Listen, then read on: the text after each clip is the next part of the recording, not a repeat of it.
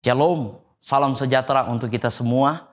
Puji Tuhan, kita bersyukur kepada Tuhan karena Tuhan begitu baik bagi kita sehingga Dia boleh memberkati kita hingga sampai pada saat ini. Saudara-saudara sekalian, sebelum kita akan mendengarkan pekabaran firman Tuhan, saya mengundang kita semua untuk berdoa. Mari kita tunduk kepala dan kita berdoa. Bapa kami yang bertakhta di dalam kerajaan sorga, terima kasih Tuhan untuk berkat yang Tuhan berikan kepada kami. Sampai pada saat ini kami rindu untuk mempelajari akan firman Tuhan. Kiranya kuasa Roh Kudus-Mu boleh dapat bersama-sama dengan kami, agar supaya setiap firman yang kami akan dengarkan itu boleh berguna bagi iman kerohanian kami. Kami boleh setia kepada Tuhan sampai Engkau datang pada kali yang kedua. Ini doa kami Tuhan, karena kami sudah berdoa hanya di dalam nama Yesus. Amin. Saudara-saudara yang dikasihi dalam Tuhan, topik pembahasan firman Tuhan kita pada saat ini adalah amarah, dosa yang berulang-ulang. Di dalam Efesus 4 ayat 26 dan 27, Allah telah memberikan nasihat kepada kita. Apabila kamu menjadi marah, janganlah kamu berbuat dosa. Janganlah matahari terbenam sebelum padam amarahmu, dan janganlah beri kesempatan kepada iblis. Saudara-saudara yang dikasihi dalam Tuhan, salah satu dosa yang seringkali dilakukan manusia adalah sifat pemarah. Kenapa disebut dosa? Karena kalau kita lihat di dalam kitab Galatia pasal 5 ayat 20, amarah ini termasuk dari salah satu dari 15 keinginan daging.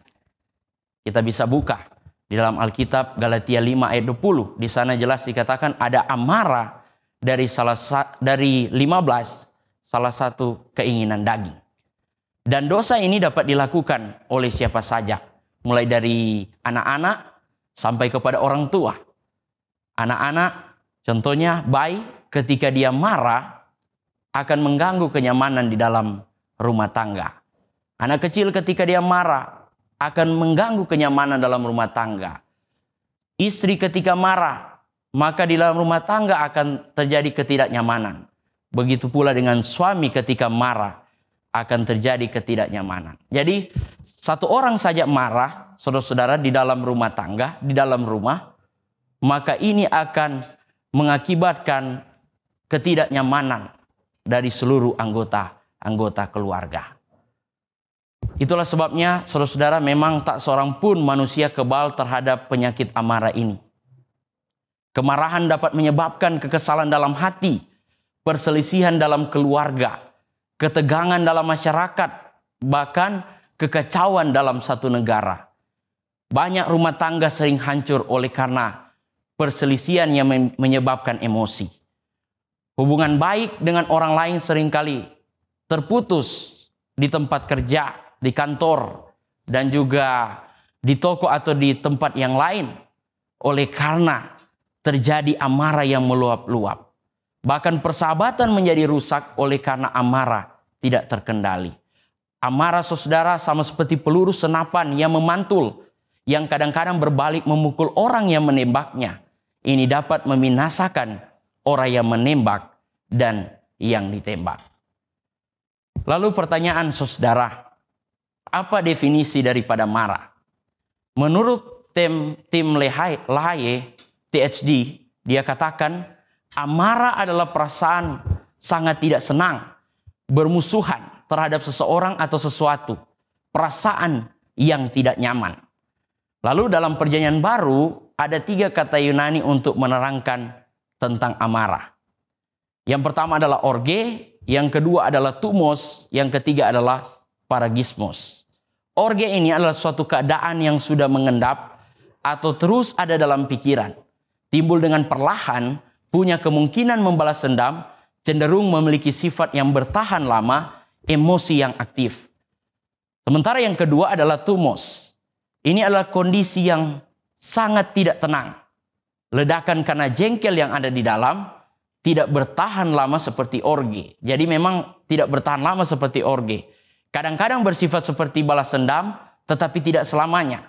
Cepat berkorban dan cepat menghilang. Jadi ketika orang marah memiliki sifat tumos ini, dia marah tetapi cepat menghilang amarahnya. Lalu yang ketiga, parogismos. Ini adalah bentuk yang lebih kuat dari orge. Bersifat seperti kemarahan yang pada tempatnya. Kemarahan yang membuat orang gemetar dengan emosi yang kuat, kejengkelan dan juga kekesalan. Jadi ini lebih parah lagi. Memiliki sifat orge dan juga tumos. Lalu apa menurut komentar ahli kesehatan? Menurut Leo Maddow, guru besar Fakultas Kedokteran Pennsylvania, Amerika Serikat, ada 10 dampak kemarahan pada fisik. Yang pertama, saudara, kelenjar hipotalamus di otak mengeluarkan cairan. Yang kedua, pupil mata membesar ketika marah. Ketiga, kelenjar pituitari di otak mengeluarkan cairan. Keempat, degupan jantung meningkat dari 180 sampai 220. Yang kelima, kecepatan bernafas meningkat, lebih banyak oksigen masuk ke dalam paru-paru. Yang keenam, kadar gula darah dalam darah meningkat. Yang ketujuh, tekanan darah meningkat dari 130 ke 220. Yang ke-8, otot-otot menjadi kaku dan darah menggumpal menjadi lebih cepat. Yang ke-9, pencernaan dan pembuangan menjadi lambat. Lalu yang terakhir, saudara, kemarahan bisa menimbulkan hipertensi yang meledakkan pembuluh darah cerebral yang lemah dan terjadilah stroke. Ini menurut komentar ahli kesehatan mengenai dampak ketika kita marah. Lalu menurut Dr. Norman Wright, amarah menyebabkan penyakit, sakit kepala yang amat ganas, migran, malfungsi kelenjar, berbagai gangguan syaraf, bahkan bisa menyebabkan insomnia atau tidak bisa tidur, saudara-saudara. Dan menurut Henry Brand, salah seorang psikolog kondang di Amerika, dia menyatakan bahwa kemarahan merupakan penyebab 80% sampai 90% orang mengadakan konseling. Jadi banyak yang datang mengadakan konseling awal mulanya karena sifat pemarah atau amarah. Itulah sebabnya sifat pemarah ini dikecam keras oleh gereja dan dicela oleh Alkitab. Amarah dapat membuat orang tega menista, menyerang, bahkan yang lebih parah bisa membuat orang membunuh. Saudara-saudara sekalian, lalu pertanyaan, apa komentar Alkitab mengenai marah? Karena penyakit ini begitu mengerikan, maka Alkitab menuliskan sebanyak 192 kali kata marah. Kita akan lihat beberapa contoh ayat Alkitab. Di dalam Mazmur 37 ayat 8 dikatakan, berhentilah marah dan tinggalkanlah panas hati itu. Jangan marah, itu hanya membawa kepada kejahatan. Lalu Matius 5 ayat 22. Tetapi aku berkata kepadamu, setiap orang yang marah terhadap saudaranya harus dihukum. Lalu Amsal 14 ayat 29. Orang yang sabar besar pengertiannya, tetapi siapa cepat marah membesarkan kebodohannya. Amsal 15 ayat 1. Jawaban yang lemah lembut meredakan kegeraman, tetapi perkataan yang pedas membangkitkan marah. Lalu yang terakhir, Yakobus 1 ayat 19 dan 20. Hai saudara-saudara yang kukasihi, ingatlah hal ini. Setiap orang hendaklah cepat untuk mendengar, tetapi lambat untuk berkata-kata, dan juga lambat untuk marah.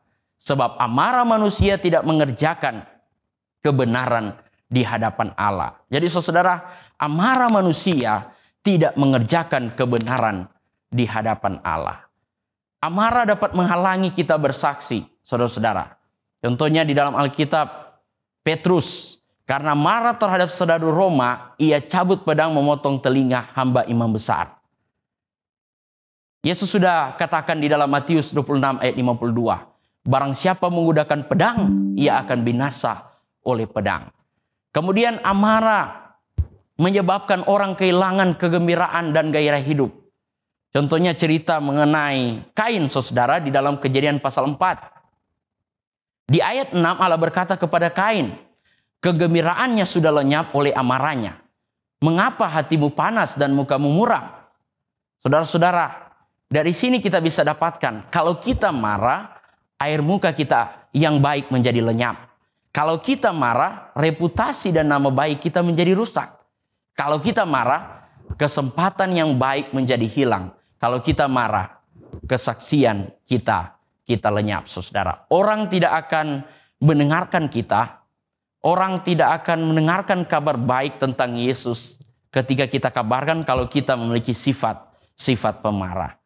Kemudian, amarah juga dapat membawa keinginan orang untuk membunuh. Kain, saudara, ketika dia marah, dia akhirnya membunuh akan adiknya, yaitu Habel. Amarah memaksa orang untuk memetik pelatu pistol, meneteskan racun, dan mengasah pisau untuk membunuh. Jadi amarah bisa membawa orang dapat membunuh. Kemudian contoh di Alkitab, orang yang pernah marah, saudara. Kita tahu bersama walaupun Musa adalah seorang pemimpin, tetapi dia juga pernah marah. Walaupun dia adalah pemimpin yang luar biasa ya. Di dalam Bilangan 16 ayat 13 sampai 22, di sana Musa marah, saudara. Pada waktu itu bangsa Israel di ayat 14 menuduh Musa membawa mereka ke padang gurun untuk mati dan terlantar. Lalu ayat 15 Musa marah. Tuhan, janganlah terima persembahan mereka. Lalu ayat 21 Tuhan marah. Lalu apa yang Tuhan katakan? Musa, mundurlah engkau dari tengah-tengah bangsa ini supaya aku membinasakan mereka dalam sekejap mata. Lalu akhirnya saudara, Musa menyesal. Di ayat 22 Musa sujud menyembah supaya Tuhan mengurungkan niatnya untuk membinasakan akan bangsa Israel. Jadi akhirnya ujung-ujungnya saudara menyesal. Musa menyesal apa yang dia telah lakukan. Musa seorang yang lemah lembut, tetapi dia juga pernah marah. Bukan hanya peristiwa tadi saudara, di dalam Bilangan 20 ayat 2 sampai 5 dan ayat 8 dan 11, kita tahu bersama pada waktu itu bangsa Israel mengeluh mengenai air. Lalu Tuhan perintahkan Musa supaya berbicara kepada batu, supaya batu itu mengeluarkan air. Tetapi apa yang dilakukan oleh Musa? Musa tak dapat mengendalikan emosi, dan dia pukul batu itu 2 kali. Memang akhirnya mengeluarkan air.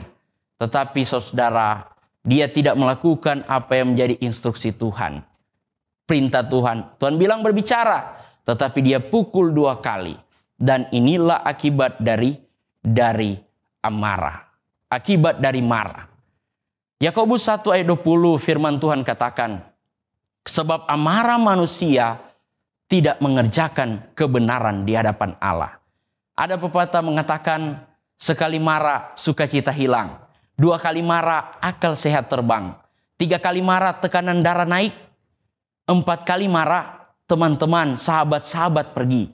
5 kali marah saudara jadi cepat tua. 6 kali marah pintu dosa terbuka.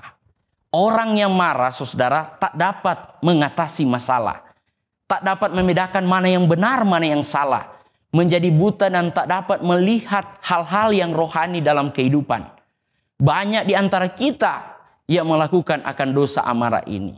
Memang kita harus sadari, dalam kehidupan kita seringkali kita melakukan hal ini.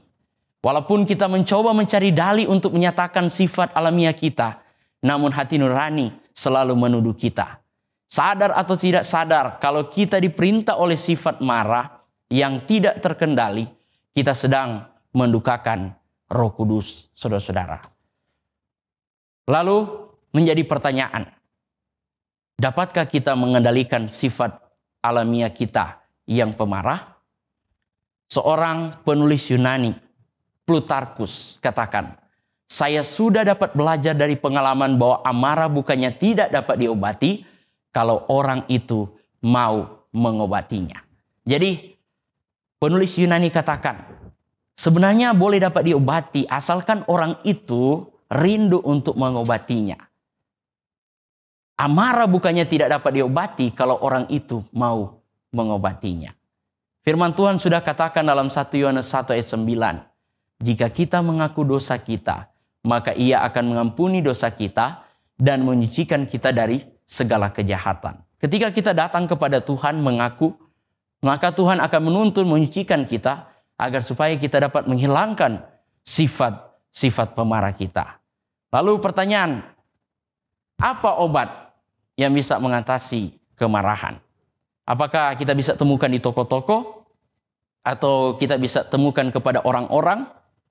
Saudara-saudara, jawabannya, obat untuk mengatasi kemarahan hanya pada firman Tuhan. Melalui kuasa Roh Suci, Roh Kudus yang bekerja di dalam diri kita. Contohnya saudara, kita bisa lihat dalam Amsal 15 ayat 1 dan 18. Dengan jawaban yang ramah, kemarahan menjadi redah. Jawaban yang pedas membangkitkan amarah. Orang yang cepat marah menimbulkan pertengkaran, orang yang sabar membawa perdamaian. Dari ayat ini kita bisa dapati, ketika kita berkata-kata dengan ramah saudara, maka kita dapat mengatasi kemarahan.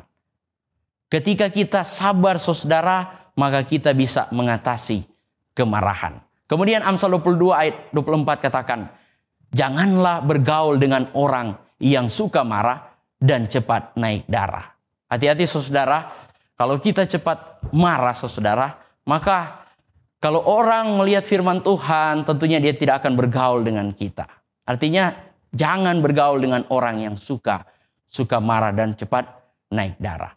Kemudian dalam Amsal 29 ayat 22, orang yang cepat marah membuat banyak orang bertengkar dan berdosa. Kolose 3 ayat 8 katakan, tetapi sekarang hendaklah kalian membuang hal-hal yang jahat dari dirimu. Jangan lagi marah atau mengamuk atau mempunyai perasaan benci terhadap orang lain. Jangan sekali-kali keluar dari mulutmu perkataan-perkataan caci maki atau perkataan kotor. Lalu pertanyaan saudara, apa yang harus kita perbuat? Menjadi kesimpulan, ada 3 hal yang harus kita perbuat agar supaya kita bisa mengatasi kemarahan, amarah. Yang pertama, mari kita introspeksi diri, saudara-saudara. Kita perlu mencari tahu apakah kita punya kepribadian pemarah.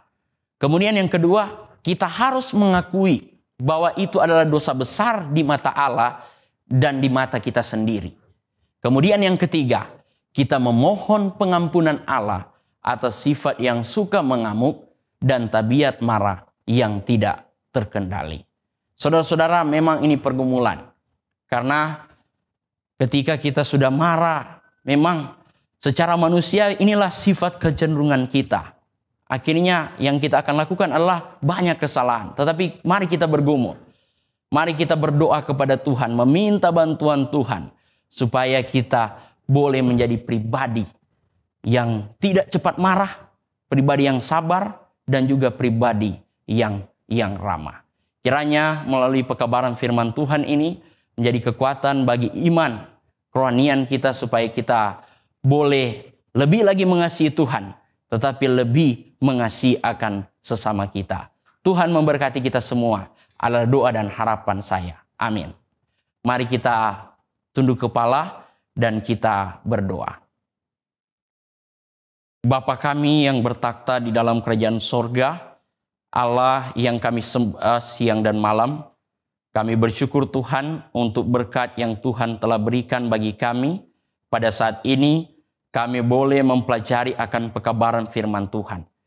Pekabaran firman Tuhan telah memberitahukan kepada kami banyak dampak-dampak bahaya, dampak yang negatif ketika kami marah. Untuk itu Tuhan, biarlah melalui pekabaran firman Tuhan ini, Engkau dapat menuntun kami supaya kami sebagai umat-umat Tuhan, kami boleh dapat menghilangkan perlahan-lahan akan sifat pemarah kami. Dan kami boleh hidup lebih sabar lagi, lebih mengasihi akan sesama kami. Terlebih Tuhan, kami boleh hidup untuk membawa damai. Bantu kami Tuhan. Kami ini adalah orang-orang berdosa. Kami memohon kiranya Tuhan boleh menolong kami. Inilah doa kami Tuhan. Kami menyerahkan akan kehidupan kami ke dalam tangan-Mu. Karena kami sudah berdoa hanya di dalam nama Yesus. Amin.